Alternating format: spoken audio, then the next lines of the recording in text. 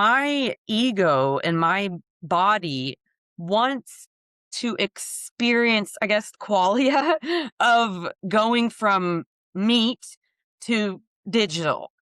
And is that like an ego thing that I need to overcome, like emotional maturity, or is that, uh, do you get what I'm saying? I totally, totally get what you're saying. And I think it is actually a gift, a power, an insight that you feel that. Mm. So, one thing that I think some people in the technology community they move away from is they move away from recognizing the realness of the senses and sensuality. And this is something that Octavia Butler embraced. Okay. She like totally embraced it. And it was something that was somewhat missing from, I would say, other kind of more intellectualizing academic um, it may even be like some sort of like a male female thing that, because the men are just like not giving birth and creating life or just somehow wired differently that they don't feel it. But to me, it's kind of all about the sensuality. And I believe that a life without sensuality would be a very, very, circumscribed life. I still believe that it would be better if the individual felt that way than no life at all.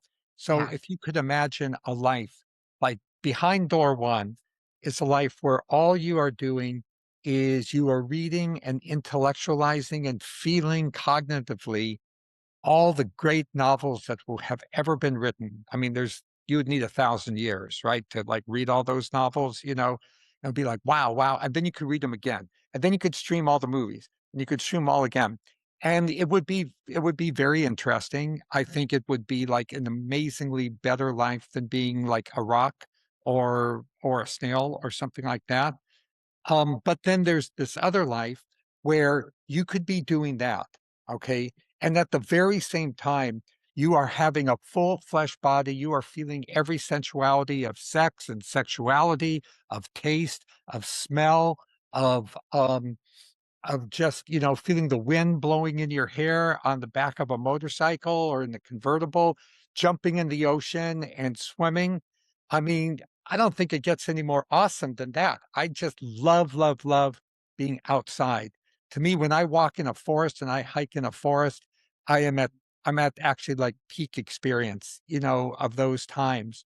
So, of course, it is much better to be able to do that. Now, do you just do that and you don't have the intellectualization of like all the great novels and movies and poems and everything that you can experience? You don't have to choose. It's like people say to me sometimes, like, well, Martine, would you like, should we like just be like a robot, with all the knowledge or ourself? I'd say, like, you don't have to choose and the example that I give, if I could just give one example, because I just feel this one, when I say this, people go, oh, okay. And it's like, because it gives you the example, and it's in a way, it's very cybernetic true as well. So the first kind of metaphor, I guess I'd say, or analogy that was given for feedback in cybernetic systems was the thermostat. It's like you set a temperature in this machine, okay? The machine's got a sensor. And when it gets to that temperature, it's going to send a signal to the heater or to the air conditioner, like stop. And then when it senses the temperature's gone too high or too low, it's going to send a signal to the machine to start again. And you got Mhm. this like closed loop thermostat. I mean, I think thermostats are amazing inventions. I mean, thank goodness for thermostats. If you're like in Florida and it's in the summer, like, thank goodness for air conditioning. If you're in Canada and it's in the winter, thank goodness for heating.